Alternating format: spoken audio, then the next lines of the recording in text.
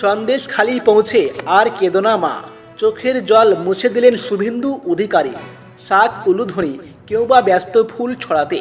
বিরোধী দলনেতা শুভেন্দু অধিকারী ও শঙ্কর ঘোষ সন্দেশখালি পৌঁছতে কার্যত সেখানকার পরিস্থিতি বদলে গেল এক লহমায়। দলে দলে বেরিয়ে গ্রামের মহিলারা নিজেদের অভাব অভিযোগ যেমন জানালেন, তেমনই বরণ করে দিলেন বিরোধী দলনেতাকে।